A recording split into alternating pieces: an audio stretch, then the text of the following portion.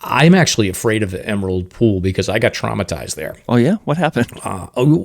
Well, the first time I hiked the Baldface Loop, I went down there to get some water because I always like to start with like no water, and if I know there's a water source, I'll go down there and filter my water. So I get down there, and it was like midweek. I think I might have been on vacation or something, and the kids stayed back at the camp and were swimming, so I had the day to myself. But I walked into Emerald Pool, and there was two people there, and they were enjoying nature. There was no clothes. That's funny you say that because I didn't mention it, but the first 2 times I did the hike, I ran into nude hikers. Really? It was the weirdest thing in the world. I was in my 20s at the time, and I'm coming up the trail towards North Baldface, about a quarter mile from the summit, and I see this nude hiker making his way down the trail. I'm like, I was just a young kid. I was freaked out. I'm like, what if this dude's like some psycho or whatever? So I dove off the trail, hid in the scrub, and let this nude hiker pass. Okay, so that's the first one. This is the very same hike. So I get to the summit of North, make my way over to South Baldface. There's a nude hiker sitting on the top of South Baldface, just sitting there with his legs crossed, just enjoying the weather. I don't get it. Isn't that wild? I don't know. It was weird, but this case, what I ran into was just, I think they were just swimming and hanging out, and they had their tops off, and I think I just sort of stumbled on to them. But I just like kind of turned around, did a 180, and said I'll find water later on. But I screwed myself because then I went up towards the shelter, and I was like, I'll find water at the shelter, which is about 1.5 miles up. There was no water, so I had to hike back down.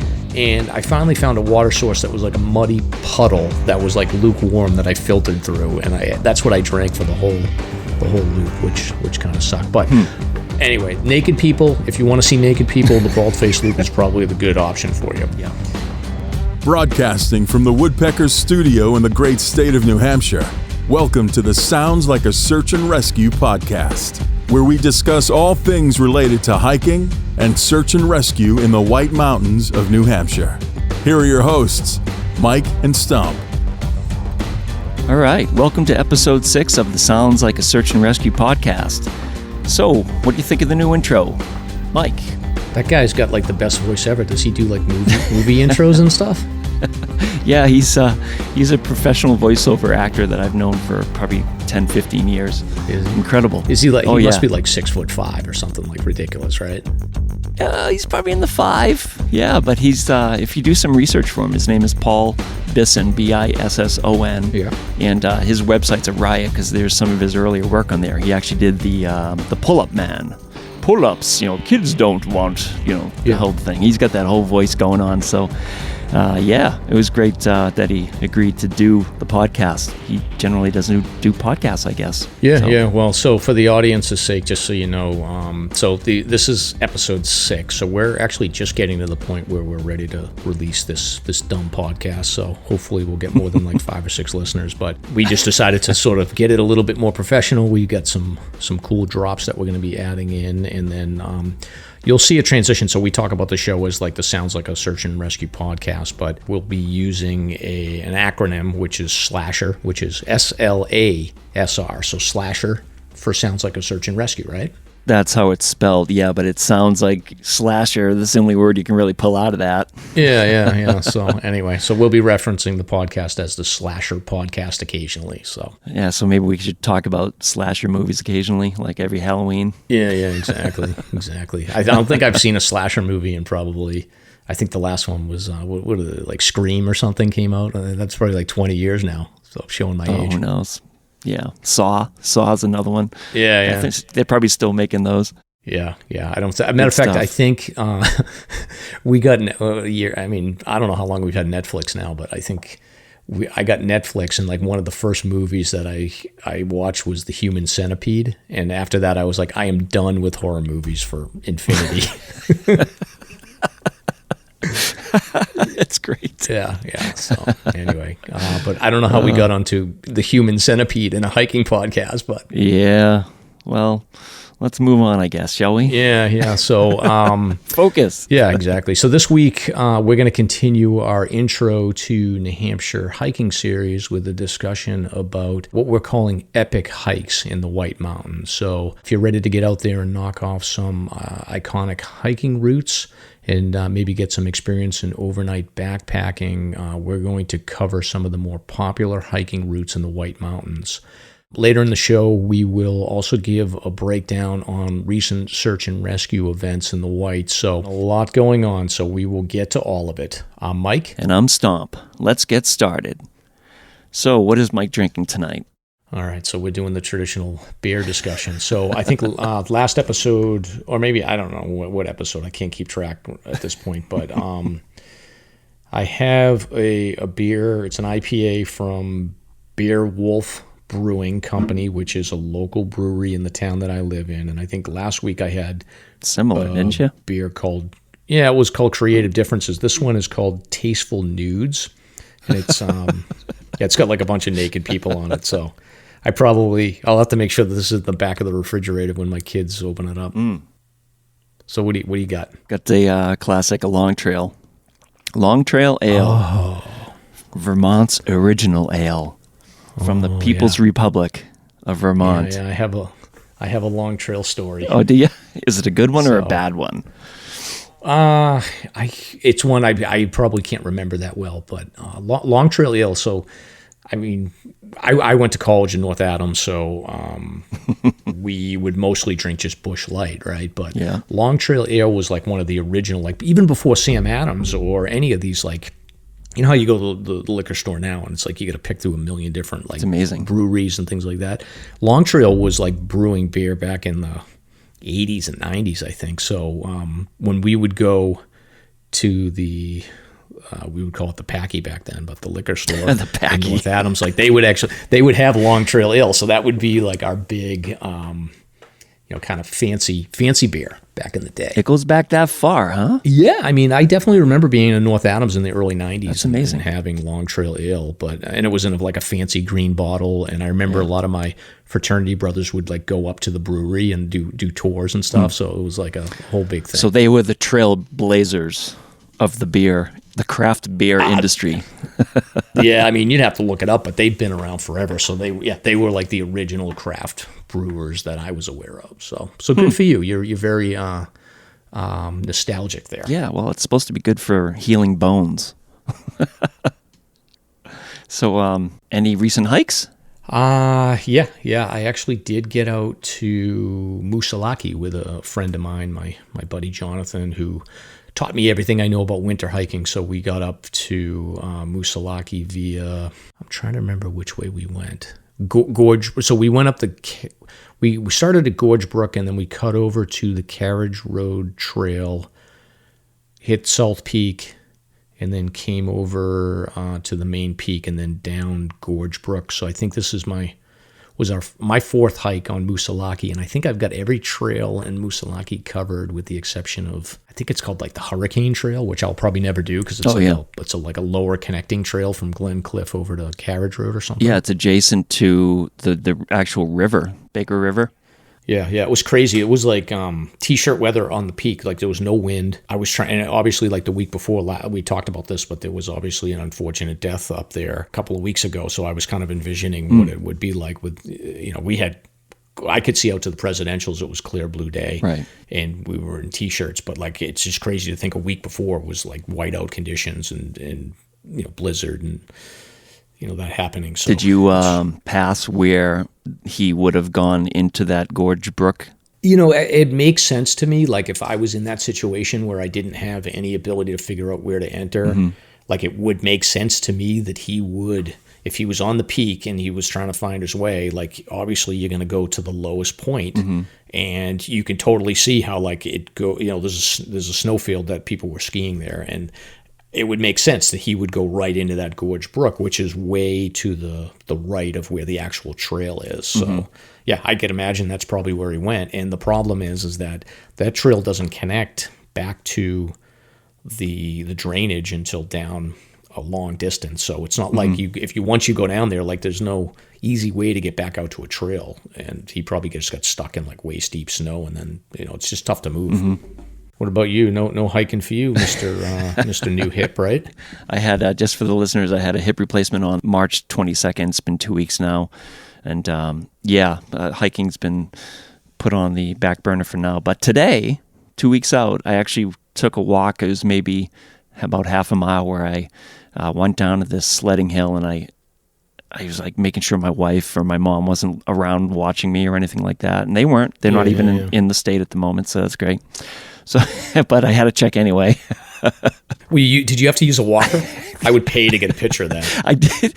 I hiked up this sledding hill. I was probably 300 feet with the crutch. And I'm still partial. I'm full weight bearing, but I can't put more than maybe 75% into the leg. It just doesn't feel stable yet. Yeah. But damn it, I did my first ascent. All right, well, good for you. But so you're using crutches. You don't have a walker with like the tennis balls on the bottom? No, I had 2 crutches and then weaned down to a crutch. And I'm thinking I'll be back to work by maybe another week or 2. So, but what's coming along? What's the prognosis for getting back to actually hiking? Because I'm sure we've got, we'll probably get some older listeners that are going to be getting hip and knee replacements, so they want to know timeline to get back at it.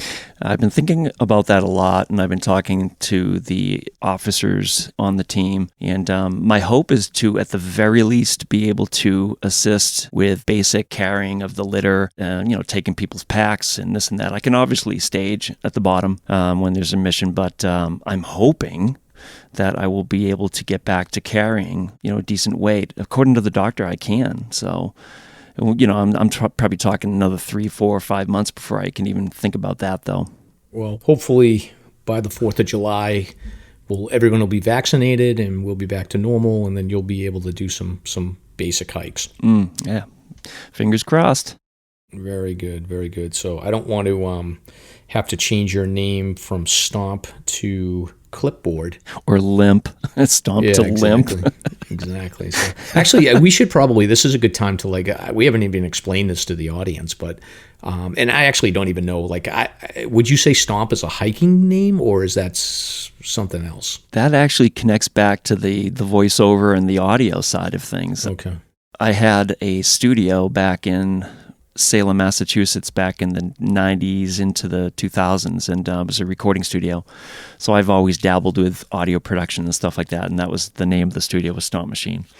Got it. Don't let anybody know, Stomp Machine. Oh, yeah. But we're keeping your identity a secret. But, okay, so that's not a hiking name. So for the audience's reference, we're going to have guests on and things like that, and from a cultural perspective, it's very common for people to take on a hiking name, especially if you've done a through hike. Nobody on the AT or the PCT, they all take trail names. Nobody goes by their normal name, I don't think. Yeah. I mean, I've never done one, but that's my understanding. So when we have people on, sometimes we'll reference them just by their trail name. So. Mm-hmm. Yeah. I mean, do you have a trail name? I don't. Yeah. Okay. I haven't done a through hike, so I guess I don't have a trail name. But I guess I know people that haven't done them and they get trail names, but I just haven't. I don't hike with enough people. I have a small group of friends I hike with, and we all just go by our normal names. So. Well, Jimmy Olsen, one of our buddies, he gave me the name Costco because I always drag around that 115-liter Lowe's. Yeah. And it's bulk packing, It's so funny. I've got everything in there, so he calls me Costco. Yeah. All right. Well, I guess maybe that'll be my mission, is I'll have to pick up a trail name somehow. But all right. So we want to. So anyway, I hope that your hip feels better.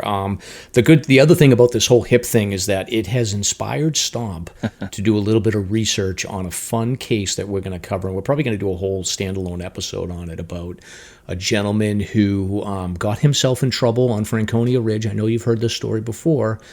But this is an interesting one. I think it happened probably 10 years ago, because it involves him basically suing the state of New Hampshire because he didn't want to pay the bill for the rescue that he caused. So I won't give away too many details, but Stomp has been furiously researching the case and is going to break it down for us in a future episode. Yeah, I mean, I'll just touch upon it briefly. For people that want to get a jump start on it, The individual's name was Edward Bacon. And the reason why this case is so fascinating, it was a case of first impression at the Supreme Court in New Hampshire. There have really been no cases that have gone to trial. There's this really fascinating process that they go through when they determine how to bill and if they should bill, administrative steps and this and that. So between the administrative side of it and the actual on-trail accounts that I'm digging up about this story now, it's going to be a really fascinating dive. So keep a lookout. Yeah, we'll have to get that one in the queue. But it's, I think with your whole hip situation, it was like inspiring you to do that research. So that's a big connecting point because the guy had a dislocating hip, and that was one of the precipitating factors that prompted the whole rescue. Yeah, exactly. So exactly, good stuff. All right, so we're excited. Big changes to the podcast this week with the audio drops, and we are getting ready. Like I said, that we're going to be releasing the first, I think, 2 episodes coming up. We're in like the first week in April, so we should be doing it pretty soon. So I'm sure that the 10 of you people that are going to be listening to this will be very excited. Well, 8 minus the 2 of us. Yeah, that's right. Well, I have my family, so actually I can pull about 8 people from my family, and then however many you can get. All right. You want to get into our first topic here? Sure.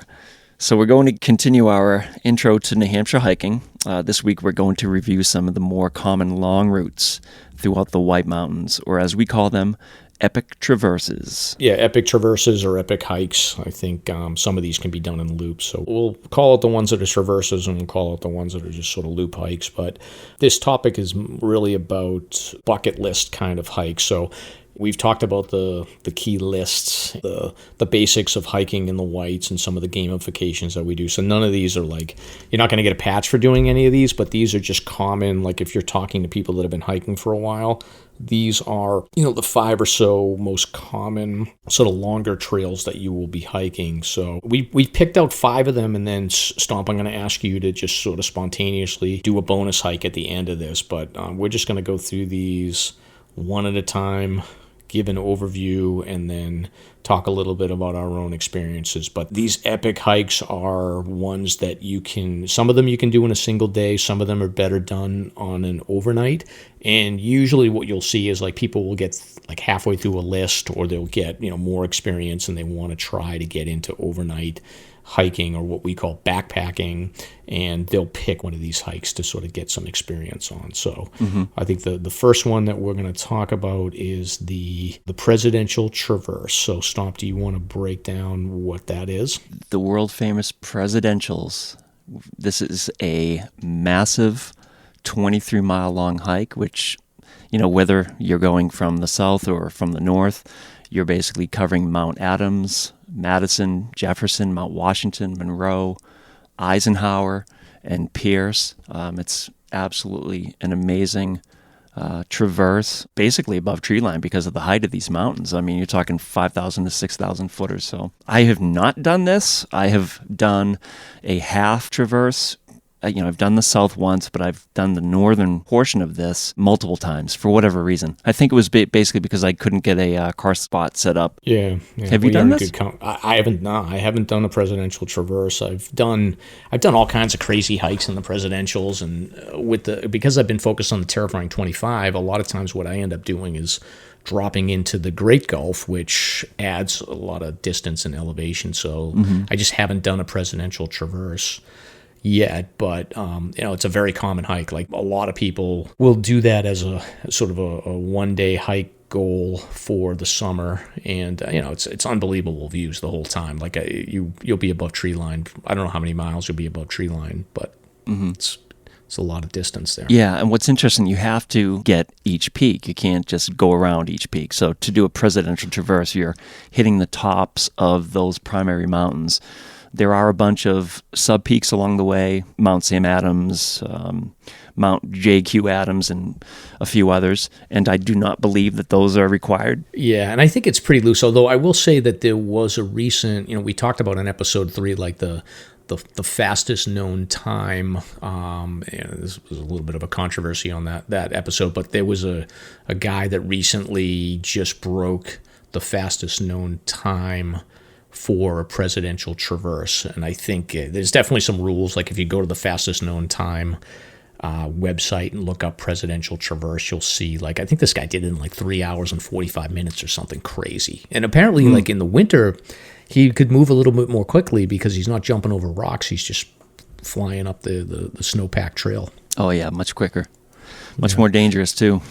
Yeah. And from my view, like directionally, it's logistically a challenge because you got to have a car spot. But directionally, it seems like most people, at least from an FK or for a fastest known time perspective, but it seems like a lot of people do choose to start in the northern terminus and go up and start with Madison and then go over to Adams and come over to Jefferson and then Washington and Monroe and finish up with Eisenhower and Pierce. But you can go in either direction. Which is basically Route 2, right? Yeah. You start at Route 2 and then finish up at Crawford Notch. Yeah, gotcha. Okay. Another point, I mean, during the summer months, there's some shelter. You have the hut system. You have Madison Hut. You have what's the name of that hut? Lake of the Clouds. Well, you have the Randolph Mountain Club huts, which is Gray Knob and Crag, which are on Mount Adams. They also have the Perch. So there's a lot of camping options, but the problem with trying to do the huts are good if you can grab something at Lake of the Clouds. That's helpful, but it is tough because a lot of the camping options are in close proximity to one end or the other. So a lot of people tend to do the presidential traverse.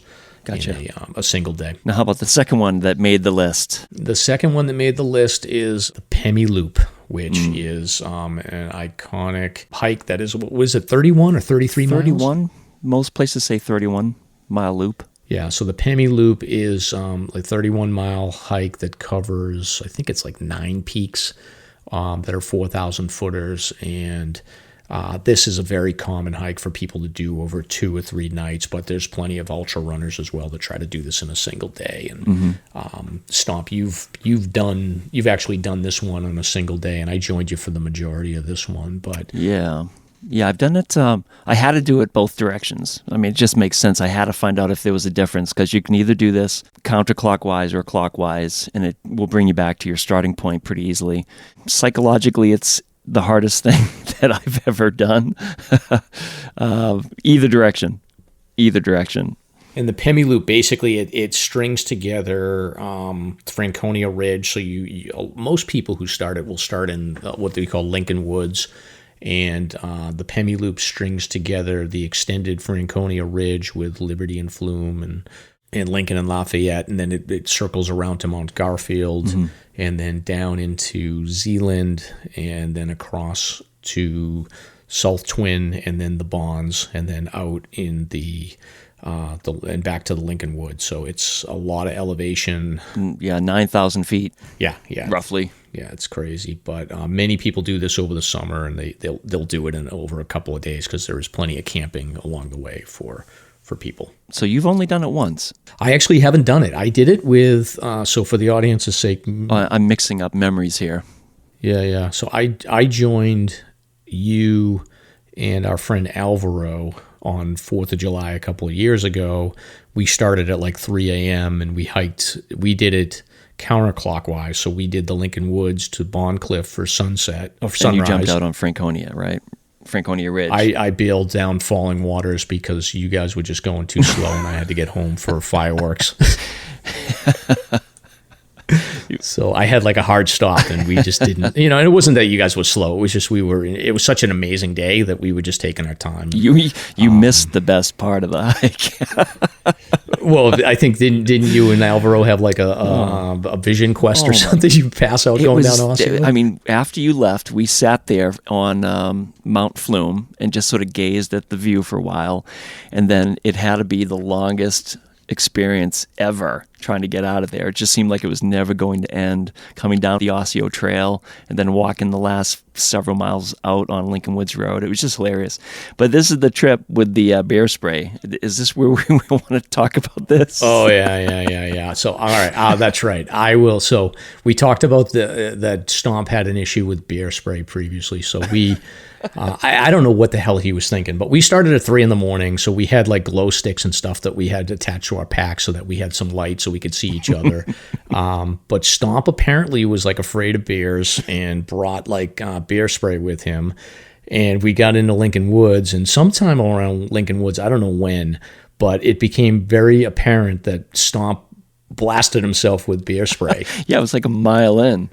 Yeah, the safety lever on the little spray can had flipped. So basically the pressure of my pack buckle pressed down on this canister and released half the can onto my pants. So my entire left thigh was soaked in bear spray. So I spent the entire day in misery. I mean, it was actually a blessing because I was focusing on the burning left leg rather than the hike itself. Yeah. Well, I will say to your credit, so for people that aren't familiar, like it's bear spray, it's like pepper spray. It, when it makes contact with your skin, it's not just the fumes, but it makes contact with your skin. It like burns. But to Stomp's credit, I will say, like it happened very early on in the hike, and we were both, me and our friend Alvaro were like, "Are you okay?" And he played it off like it was like no big deal. No He's like, no problem. But I think by the time we got to so there's a section called Garfield Ridge where you climb, and he's just, you could tell he was just in misery, and he was like pouring water on his leg whenever he could. And I think he gave up on pretending that it wasn't like misery by the time we got to Zealand. Oh yeah, because by that point it was on my face. It was like, you rub your eyes like, oh shit, my left eye's blind now. I mean, it was a tough day. Yeah. So, and I get questions about bears and wildlife all the time from people, because they're like, you go hike by yourself, and like you got to worry about like wildlife. And I will tell you, I've almost completed the 4,000 footers, the 52 with a view, the terrifying 25. I have yet to see a bear on trail. So I don't know. Have you ever seen a bear on trail? No, because that technique I use works so well. I mean, it's you douse yourself in it, and they will not come near you. Yeah. So anyway, but like, I mean, maybe you might get eaten. You always. That's why I like hiking with Stomp, because I think I'm a little bit faster than him, so he'll get chased down by the bear first. But the chances of you even seeing a bear are slim to none. Yeah, but they are out there, and they will bother you sometimes if you don't. If you're camping and you're not responsible with your food. But I mean, I have seen a few bear on trail, but I'm absolutely not terrified by them anymore. They run. I've seen a couple run, straight uphill, 30 miles an hour. Very impressive, but they're so timid. Yeah, they don't want to deal with us. So great. So that's the Pemi Loop. It's me personally, like doing it one day. If you're like some super athlete, great, go for it. Do a Pemi Loop. Probably go clockwise. That seems to be the way that most of these ultra runner people do it. But I prefer to look at it as like a 2 or 3 night overnight, and it's a great trip. Yeah, agreed. And we will do it again. Yes, we will once your hip heals. So, yeah. You want to go on to the next one here? Yes, sir. Yep, the Baldface Loop. This is it's somewhat of a remote loop, not so much a traverse. It's just one starting point. It's a 9-mile loop over North and South Baldface, and this is an area that is basically on the border of New Hampshire, Maine. This is really interesting. I hiked this many, many times, like 20, 30 years ago, and I really love this one little spur about a mile up. It's called Emerald Pool, and it's very beautiful. The way the moss sits with the light, it just looks like it's lined with emeralds. And of course, there are some jumps that you can jump into the pool with and things like that. So that's my fond memory of this loop.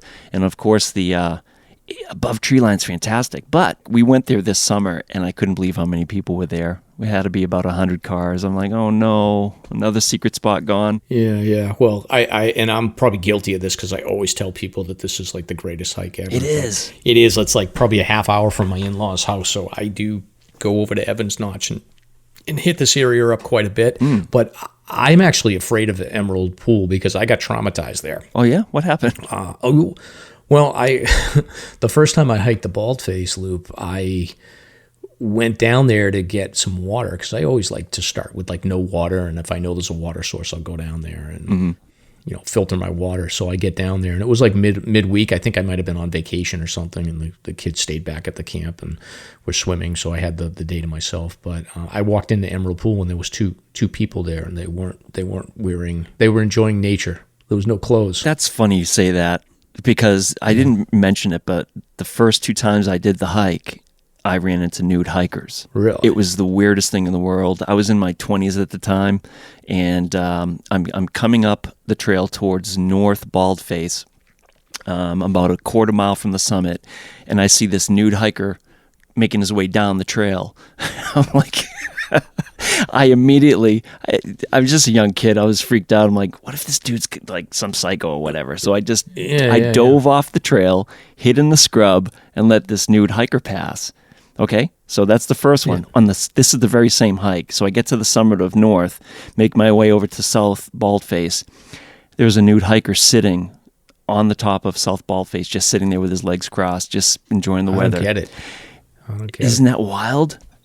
I don't know. It was weird, but this case, what I ran into was just, I think they were just swimming and hanging out, and they had their tops off, and I think I just sort of stumbled on to them. But I just like kind of turned around, did a 180, and said I'll find water later on. But I screwed myself because then I went up towards the shelter, and I was like, I'll find water at the shelter, which is about a mile and a half up. There was no water, so I had to hike back down. And I finally found a water source that was like a muddy puddle that was like lukewarm that I filtered through, and that's what I drank for the whole loop, which kind of sucked. But anyway, naked people. If you want to see naked people, the Baldface Loop is probably the good option for you. Yeah. But this loop it's the trail is on the terrifying 25 because there's like a huge open cliff that you have to hike up, and it's fine in the dry conditions, but it does get a little sketchy in the winter. We're going to talk about a rescue later on that happened there, and for me, this is the number one hike in the White Mountains. So the views are amazing. It's not as crowded, and it's just an amazing experience, and you're above tree line like the whole time. Yep. Agreed. Yep. And many naked people. So, and one other thing I will say about the Baldface is that from a camping perspective, there is a shelter, and there's a lot of like camping right by the shelter. So if you're a hammock camper, or you want to set up a tent, like there's a lot of options there. But as you get into the summer, there's not a lot of water options there, so you definitely want to load up on Emerald at Emerald Pool and make sure that you get all your water filtered and that you carry enough to do like a 9 or 10 mile loop. But that's the Baldface. So the next one, Stomp, you want to cover the next one here? Yes, the Wildcat Carter Moriah Traverse, which is a 20-mile traverse.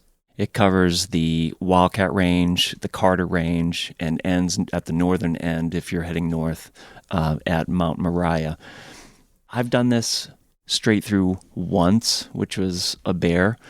Yeah, and I think most people will do this, I think, starting at Wildcat and come out after Moriah. And, there's a lot of options. There's like 3 different ways, I think, to exit from Moriah, and the longest being staying on the Appalachian Trail and coming out Rattle River, which I think is a great trail. It does add some extra miles, but it's a great area, great camping over there. Yeah.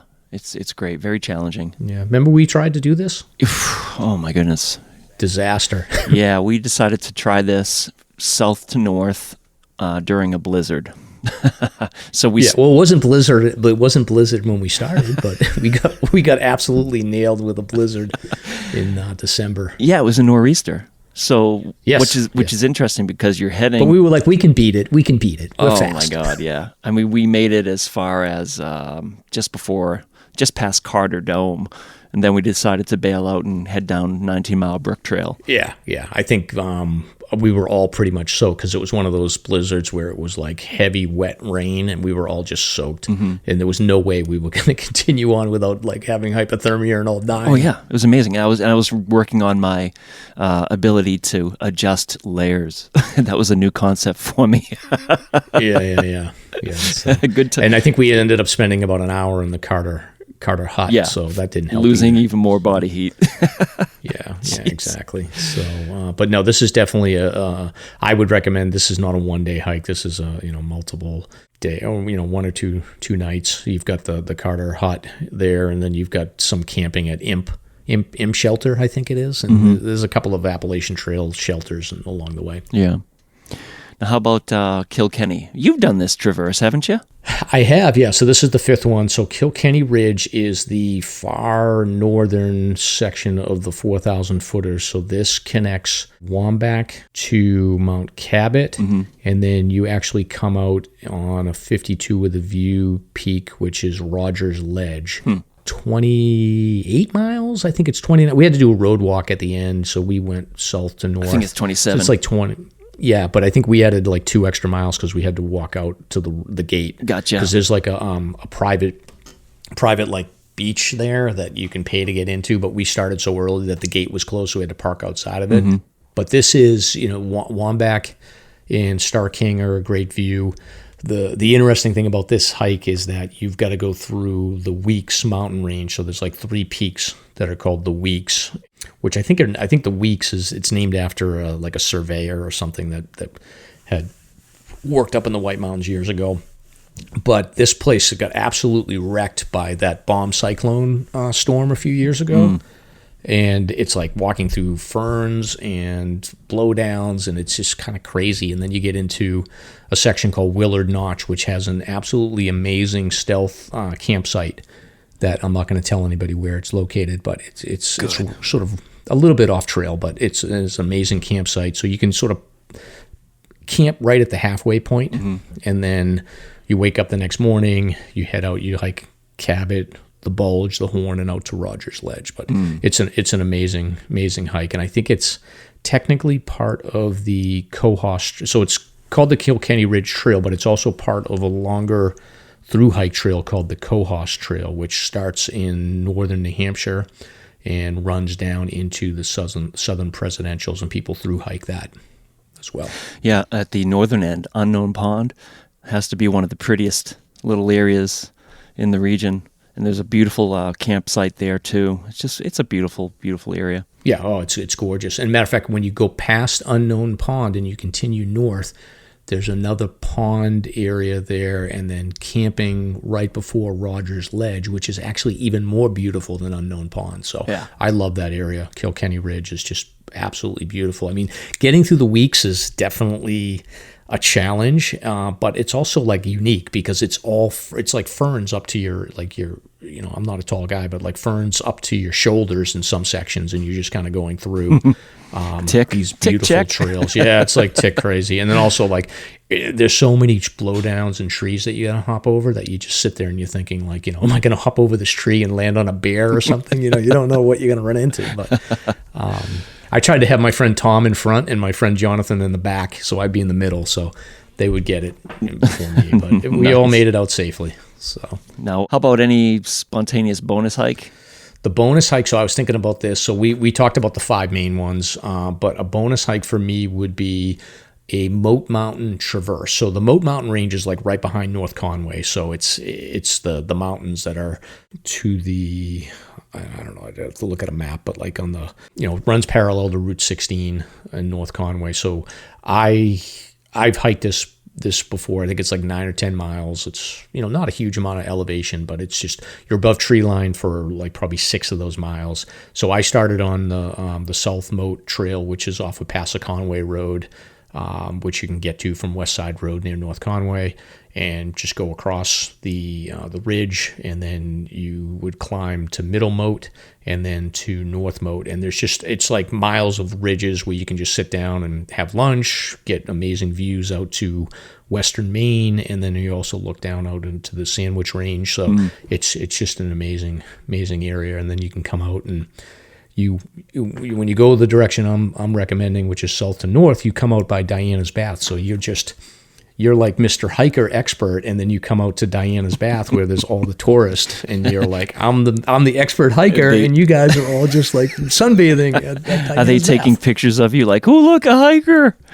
They're like, those hikers. They're having a meltdown after walking a half a mile on like the groomed trails. But I did see one guy was like, where the hell are you going? And I was like, I'm coming back from a hike. Isn't that hilarious? And yeah. So, but what about you? So you got to do one bonus hike. Yeah, I want people to know that there's a really gnarly 49-mile route. It's called the Hut to Hut, and basically the idea is that you have to hit each of the 8 Appalachian Mountain Club huts, which start, let's take it east to west. You're starting at Carter Notch Hut, which is in that traverse that we just talked about, and you're ending way the hell over on Lonesome Lake, which is in Franconia Notch.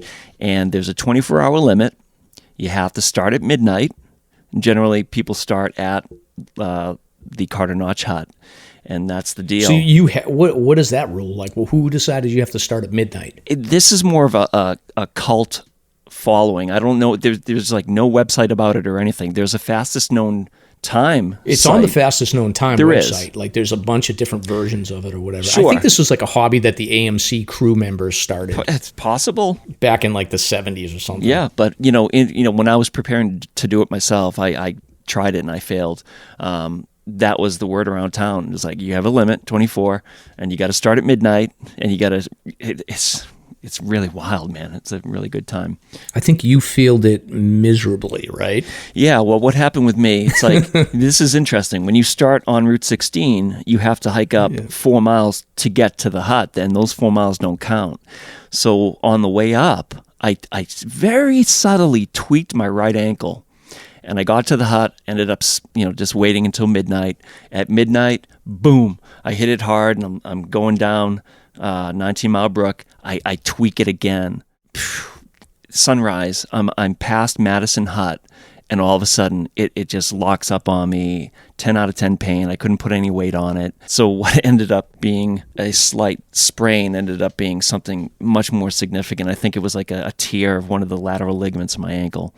So long story short, I completed 19.8 miles total. Okay, that's respectable. Dude, this is insane. So from Madison Hut all the way over to Mount Eisenhower, I limped I didn't use poles or anything like that, so I just found a stick. I limped all the way over there, and I made it down Edmonds Path. Yeah, I hiked that this winter. Okay, so I got down to Mount Clinton Road, and there were just some good Samaritans that saw me suffering, and they picked me up and got me back to the highway. And from there, I had to call Notch Taxi, which, by the way, Notch Taxi out of, I believe it's Littleton. You got to look this up. If you're in a pinch, this guy's... Free plug. This guy is fantastic, yeah. He'll come and you can actually reserve car spots for whatever trip you're doing. Good stuff. So, yeah, that's Yeah, I've heard a lot of good things about that company. Oh, yeah. Yeah, he has like 2 or 3 cars now that he uses, but great guy. So that's my failed hut-to-hut story, and I have no ambition to try it again. Yeah, I don't have any interest. And again, like these fastest known time routes they're great, and it's like a niche thing. And as a matter of fact, there was a guy that set the fastest known time for the hut to hut this winter. I saw it was like 13 hours or something crazy. Yeah, so it seems like a good story. I think he's seems like a good guy. That's amazing. He was real humble about it. All right, Stomp. So that is a list of 5 plus 2 bonus hikes that we are talking about here that we consider to be sort of epic hikes. So along with the list that we've already talked about, these 7 hikes are sort of bucket list hikes that you want to think about doing in the Whites, especially if you're going to start getting into overnights. But hopefully that gave people a good preview of some cool some cool things to do and some goals to set for themselves. So, Stomp, we got a lot of incidents to cover this week. It was not a good week to be out in the wilderness, unfortunately. There's like 4 rescues that happened in like the last week and a half or so. So people are getting in trouble. Yeah, pretty serious ones too. Yeah. And I don't know, like I was looking at statistics, so I keep statistics on search and rescue that are published in the news. And we had, I think in 2019, there was 5 published rescues in the first quarter, which is January, February, March of 2019. And then there was like 10 in 2020. And I haven't tallied up the numbers, but I got to think we're north of 20 at this point. So this didn't help with the numbers. Mm-hmm. Yeah, for sure. The first one that we want to touch upon is over at Baldface. There was a rescue on the Baldface Range that we were just talking about on March 23rd at about 9 p.m. There was a call for a hiker, age 68, from Maine, I guess a Maine resident. When the call came in, it was reported that he was off the Baldface Circle Trail, somewhere between the summit of South Baldface and the shelter.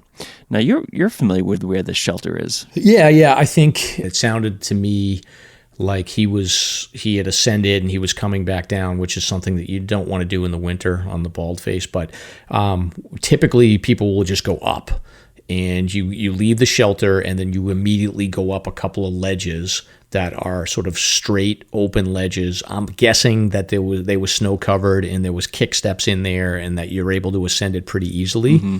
The problem with those ledges is that you do dip in and out of tree line. So, and you do tend to have to go way over to the left. So I think a lot of people may miss that if they're not, working on a trail that's been broken out already. And I don't know what happened with this guy. He was coming down the ledges, which is insanity. Yeah. Took a long slide, a couple 100 feet. Ended up, apparently he was post-holing in 3 to 4 foot deep snow. Thankfully, he did okay. The rescuers responded at about 11 p.m. They hiked in 2.8 miles, and they got to the injured party at 1:30 in the morning. They all arrived safely back out at about 3:46 in the morning. That's a long night, I can tell you that. But thankfully, he was in good spirits, and They were able to locate him using whistle, GPS, and just yelling out for the person's name, those are common strategies that we use if somebody's missing. Yeah. Did he call for rescue for himself, or did the family have to call because he was just missing? Yeah, somehow he got a call out. Yeah, I'm surprised that he got cell connection out there, but lucky for him, although that's a long night regardless. But it sounds like he had a sleeping bag and was at least able to stay a little warm. Yeah, for sure. Yeah, they used hand warmers, foot warmers to warm them up when they arrived.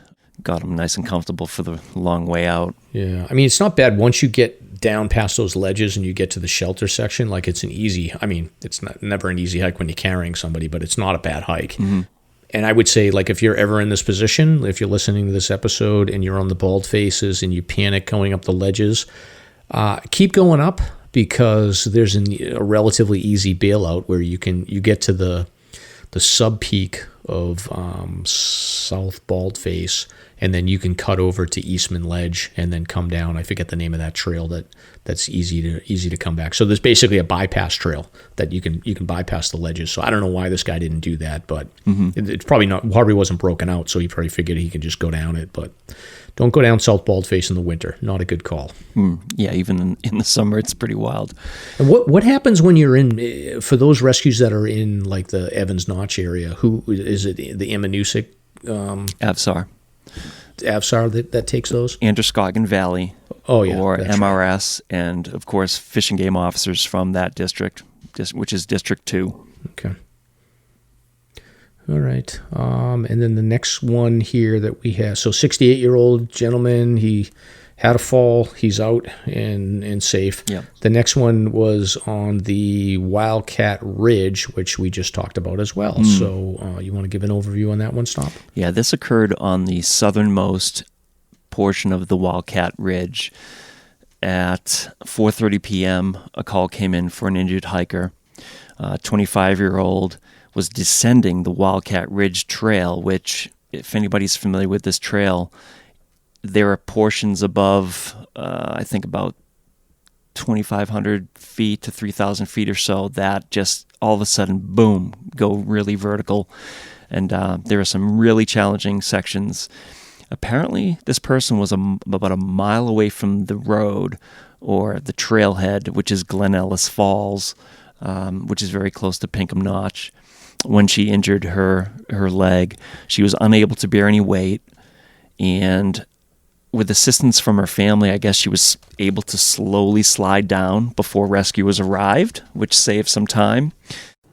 Rescuers did package her in a sked, which we've talked about before. That's a plastic version of a litter where you can just fold somebody up into like a taco covering and you slide them down safely. It's fantastic. She was below the harder sections of this trail, which can become incredibly steep and dangerous at this time of the year. Plenty of ice up there still. So she made it off safe and sound and made it back to the hospital. So yeah, I'm sure the family was thrilled to have to deal with that. So Absolutely. Now, this next one, I have a little bit of deja vu because we have another group of lost hikers on, can you guess? Mount Chocorua, the old, so we had talked about this. This is like another group of Boston-based students that decided they were going to come up and hike Mount Chocorua and got in trouble, needed a rescue. To their credit, they had microspikes, but they had no lights, so they had to get escorted out. No teams were involved. We've talked about this in the past, the different kinds of rescues. There were no volunteers on this one. So, yeah, just don't forget those headlamps, people. Yeah, it's amazing how the sun disappears every day at a certain time. It just disappears on you. It really is amazing.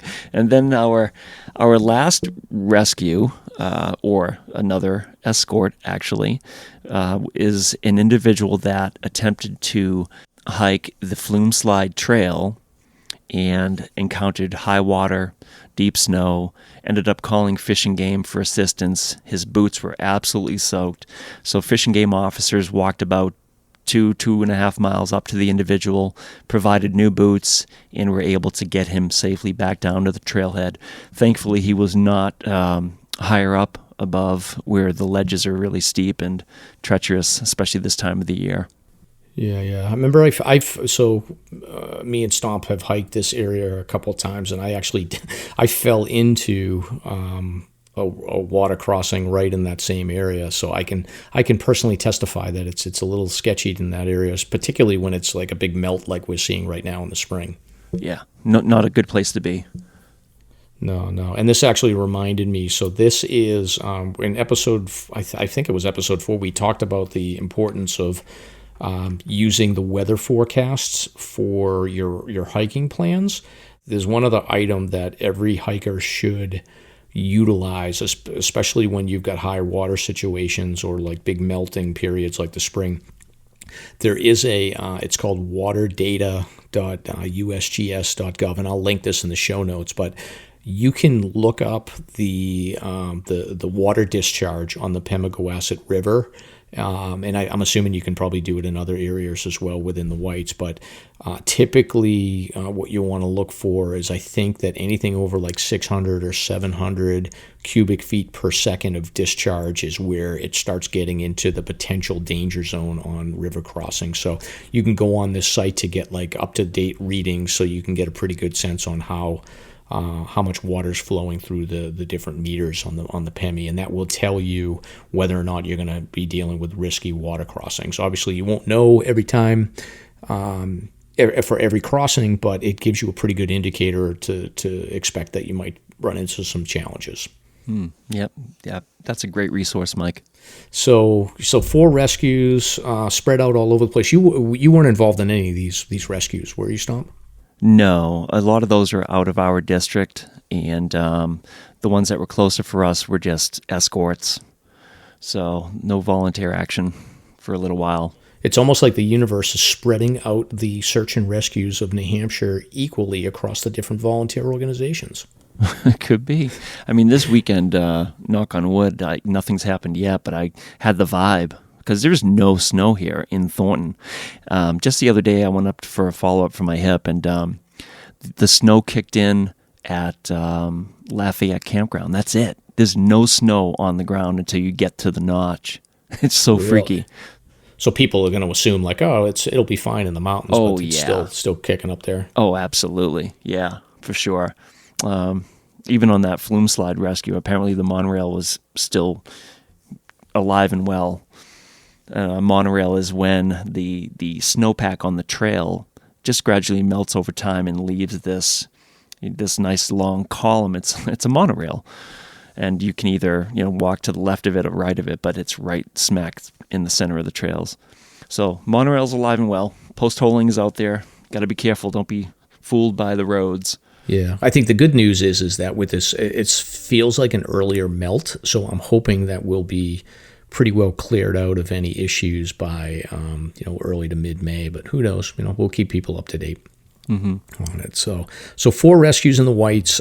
We got a couple of other news stories to cover here around search and rescue. So this first one here is There was an incident in Acadia National Park this week, which unfortunately resulted in 2 fatalities. So it was a couple that was up there, not hikers. Based on the news reports, I think some of the family members were quoted to say that they weren't really outdoors people, that they weren't into hiking at all, but they were up in Acadia vacationing. Stayed at a hotel in the area, and I guess they decided to take some kind of a nature walk. They hiked on a trail that was apparently icy and a little bit sketchy, and did not return to the hotel. And then I guess Friday somehow they figured out that they got to start looking for them. Maybe they found their vehicle, and then a rescue team or authorities were able to locate both of their bodies at the bottom of a 100-foot section of trail, and unfortunately they both were fatalities. So my guess is that from reading it, it sounded like they didn't have any traction. So it sounds like you always want to make sure that you have. Yeah. I mean, that's a pretty rugged area for sure.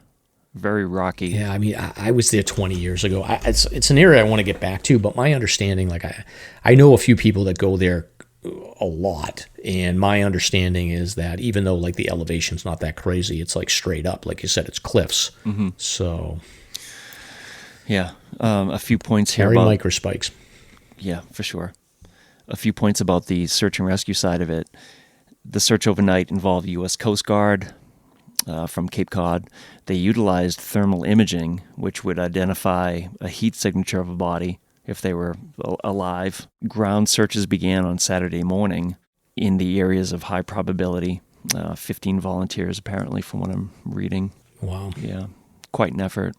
Yeah, it's unfortunate. It's a beautiful area, but it can be dangerous. I just have not traveled enough to Maine, but I would love to explore. I've not been to Katahdin. Have you done Katahdin? I have, yeah. We'll do another episode on Katahdin. Oh, sure. But, all right, so then me and you have to do road trips to Acadia, and then I got to take you up to Katahdin. Yes. and then we can cool off and do some naked skinny dipping at Emerald Pool. No. You can do naked. I'll be in the car. So, oh, my God.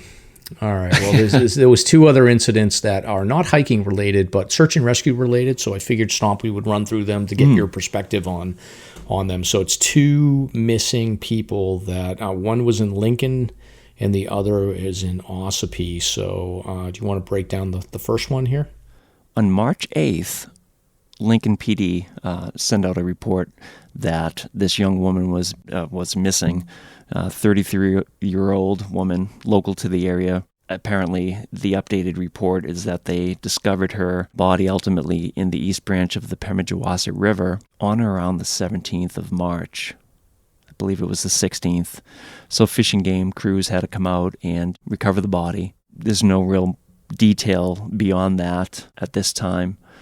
It's just a strange and very unfortunate incident. I've seen her personally myself here living in Thornton, and many of the workers in the local businesses were pretty shocked that this had happened. Yeah, it's a small community up there, I would think. But, it's an example of like this would be something that the volunteer groups would come out and help with if needed.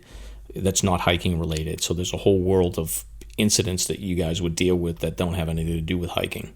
Oh yeah, exactly. Well, again, Fish and Game, their jurisdiction, it's the waterways and the woodlands. So some of the scenarios are not directly related to hiking or anything like that, but they're in the wilderness. So they're the ones that respond and have the duty to do the work. I can't even imagine having to do that body recovery in the waterways. I mean, that's brutal. Yeah. This is depressing, but let's just get through this last one here. But there was another one that, another missing person in Ossipee, New Hampshire, lady from Lowell, Massachusetts that was up there hiking. She brought a German Shepherd dog, I believe, and was missing for like a week or so, and they found her vehicle. It was a long time. Yeah, it was a while. No, it was like a week and a half, 2 weeks. Yeah. They found the vehicle. Not 100% sure if they found the dog or not. There's some conflicting reports about that. Ultimately, they did discover her body during a search, again, Fish and Game, of the lake in Ossipee, and they found her remains, but it's still under investigation at this point. I mean, my guess would be that, if she was hiking around the lake with the dog runs out in the ice, maybe she follows it, who knows, but we'll keep an eye on news reports to see if anything comes out, but it's just a tough time of the year, and this is depressing as hell, so it's sad to talk about these, but it's we want people to think about the activities that you do outside and do them in a safe way. So you have to know that sometimes these things can happen. But yeah, we're just here to report the news, I guess. And the news is always a bummer. Yeah, unfortunately. So. But that's pretty much the show. Mike, do you have any other areas that you want to cover, or are we good for a wrap? I don't want to end on this depressing topic, so I actually got one other thing that we can. I was going to wait to do this, but I think we can do this now. And actually, it'll be a bonus because we can use one of our new drops from your boy Paul here. So I'm going to pause for a second to let you do the drop. Let's dive into some White Mountains history, shall we? So the topic here is, we're going to do a little White Mountain history. So there's been a lot of talk about the origin of the names of mountains. It took like an hour or so to do a little bit of research. So for the 4,000 footers, I looked up the origins of the names of the 4,000 footers. So I figured you might be interested in this. So there's some cool stuff in here. So there are... What you got? So there's 48 4,000 footers. These are all named, I think, I'm not an expert on the White Mountains and the whole history, but I want to start reading up on it a little bit more. But I mean, a lot of these peaks are named for historical figures. So there's 29 of the 48 4,000 footers that are named for historical figures. Oh, yeah, like Carrigain. I know where you're going with this. There are some really cool people out there. The early trailblazers and topographers and, oh, yeah. This is cool. Yeah, exactly. So and there's some weird ones too. So there's 9 that are named after former presidents. So which is obviously the presidential range. There's a couple that are like founding fathers. So like the Hancocks, named after John Hancock. And then there is a Harvard professor. Lafayette is named after a French general. Mount Field is named after Darby Field, which I think he's the guy that was the first one to hike Mount Washington, which I forgot about, and I got to give a shout out to my friend Bill for reminding me of that one. And then there's one that is named after an Italian explorer, which is Mount Cabot, believe it or not. So it's pretty interesting. So if you are a history buff or a history nerd and you want to start doing some research, there is a lot of cool history here behind the names. And there's also Bond Cliff in Bond, the Bond Mountain Range was named after a Harvard professor. So I think a lot of the early mountaineering folks were from like Harvard and the university system in Massachusetts. They'd come up here for the summer to... Yeah. A lot of Native American names as well, which could take up a whole episode. Yeah. So there are, let me see how many Native American... So there's 6 mountains that are named after Native American either names or tribal leaders, and there's a ton of trails as well that have Native American origins, which is very cool. And then there are 2 mountains that are named after animals, which is 2 peaks actually, and they're both Wildcat, which is interesting. But the other weird thing about the historical figures is the Carter Mountain Range. There's a dispute here. So there was apparently like a doctor that it may be named after, but then there's also like some people that say there was like a hunter. There was a hunter named Carter, and then he had a friend named Height.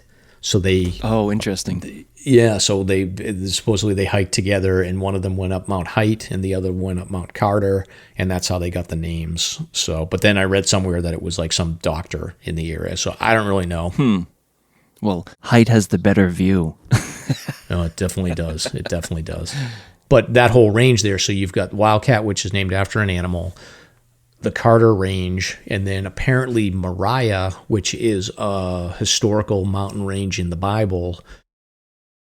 That's named after the dog of the hunter or the doctor, whoever it is that's Carter. So that's how that whole mountain range got its name. pretty cool, Yeah, right? that's great. It would be really cool to get somebody skilled or trained and certified in all this information. We should talk to Steve or somebody.